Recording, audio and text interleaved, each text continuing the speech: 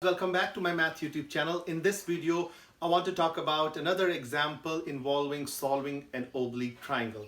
So guys, in this case, we have a triangle QRS, and in this triangle we have the length Q and length of the side R, and then we also have the measure of angle Q, and we want to find the measure of the other two angles and the length of the third side. So in order to figure this out, guys, keep in mind we already know that this is an oblique triangle. So we cannot directly use the sine or cosine ratios that we usually use for right triangles. So one has to use something different, and in this case we're going to use the sine law. So guys, in order to use the sine law, the first thing that I always like to do is I like to draw a triangle for my reference, and from there I can see what are the pieces that are already provided to me and what are the pieces that we have to calculate. Okay, so I'll start drawing a triangle. You can draw the triangle the way you like, but I'm going to draw it like this, and then I'm going to call this Q, and let me be consistent with what I have here, and I call this R and this as S. So let us see what is already provided to me, and I'm going to fill that information here. Guys, measure of angle Q is already provided, so I'm going to just write it out here. And then this is my angle R and this is my angle S. This is something which we have to figure out. Then I have the length of the side Q, which is going to be this side, opposite lowercase q, which is opposite to that angle Q, which is 15. And then I also have the length of R, which is 28.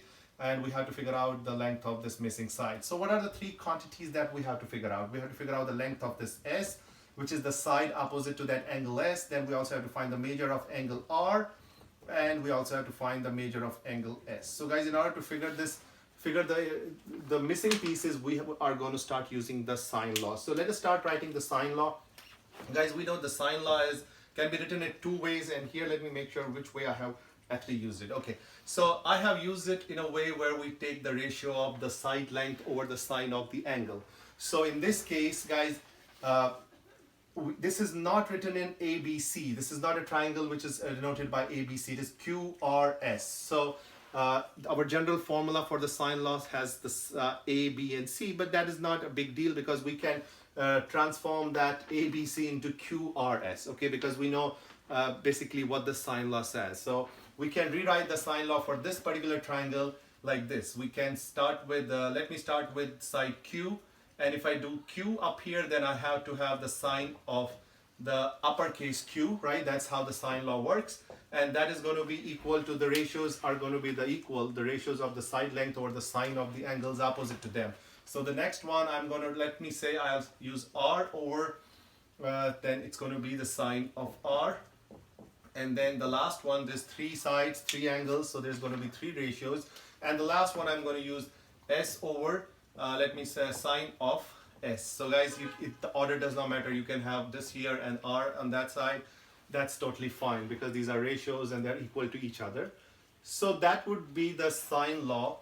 This would be the sine law for this particular triangle. Now let us substitute values that are already provided, and from there we will have a better understanding how we can solve for the missing values. Okay, so let us start with the first one, the Q. We have the value for Q, 15 over sine of, we also have the measure of angle Q, so it's going to be 43.6 degrees, and that is going to be equal to R. I have the measure for R, so I'm going to replace that with 28, and then this has to be divided by sine of R, which we do not know, and then I have S over, well, we don't know S, the length of the side QR, which is denoted by S, or we don't even know the measure of the angle S, so we just have to write S over sine of S. So guys, comparing these three, looking at these three ratios, we can clearly see that we should take these two at a time to first figure out the value for R, and then once we have it, then we can figure out how to find the other piece, because once we have the angle R, then we know the sum of the three angles of a triangle is 180, so we can find the measure of angle S, and then finally we can use this ratio and one of these to figure out the other information. Okay, but clearly we can see that we should first start with these two ratios. So guys, once I write all the three ratios, I like to take out two at a time, and that's what we have to do in order to solve for a missing quantity. So I'm going to rewrite this. So if 15 over sine of 43.6 equals to 28 over sine of R. So in order to solve for R, one of the things that we can do is we can just cross multiply. So cross multiplying, we'll get 15 sine of R equals to, on the right hand side, I have 28 times 28 times sine of 43.6. So guys, we are not going to use our calculator till the very end. So in this case, to get the sine r by itself, we are going to divide both sides by 15. So 15 and 15 crosses, we got sine of r equals to 28 times sine of 43.6 over 15. At this point, guys, we can use a calculator, and if I use a calculator, we get sine of r is close to, so I already did that calculation, and what I got was 1 point, and I'm going to write it here. Guys, if you have a calculator handy, please go ahead and do it, and you can just make sure you can check my math. 1.2873. So guys, this is the final equation that we got all the way at the end. Now from here, if I have to solve for r, we know what we have to do. We have to press the inverse, sine inverse key on the calculator, and that will give us the angle r. But guys, before you actually try to do it, or one tries to do it, guys, let us remind ourselves the fact that the sine of any angle cannot go past 1. So we know that the maximum value that a sine function can have is positive 1, and at the same time we also know that the minimum value that a sine function can have is a negative 1. Guys, one of the ways that we remember this is from the graph of a sine function. You know, this is how the sine function looks like. It's periodic function, goes on forever on the left, on the right, and it does not go past 1, positive 1 on the y direction, and negative 1 on the, in the above x-axis and below x-axis. So we know the range of the sine function is between negative 1 and 1. So it is not possible for a sine of any angle to be greater than 1, or even for that matter less than negative 1. So what does that mean? That means, guys, even if you try to use your calculator for this and you press the sine inverse key of 1.2873, it's going to give you an error message, because it is not possible for a sine function to have a value greater than 1. So that means in this case there is no solution.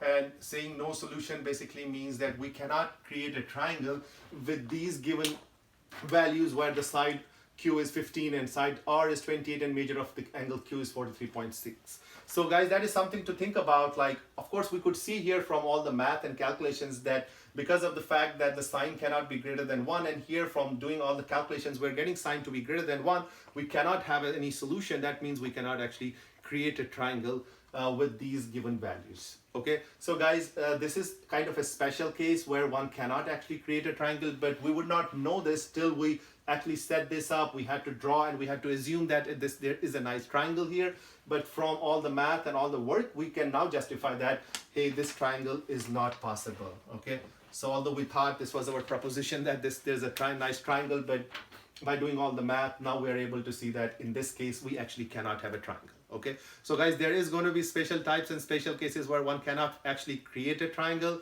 This is one of those examples. There could be other examples as well, but I wanted to share this one with you. So guys, take care. I will see you in the next video with another example. I will try to make sure that I cover all the different types that there are using the sine law, and once we exhaust all those types where we use the sine law, and then there's going to be types where one cannot use the sine law, and then we will go into the other type of a law, which is called the cosine law. Guys, till then, keep practicing. I will see you next time.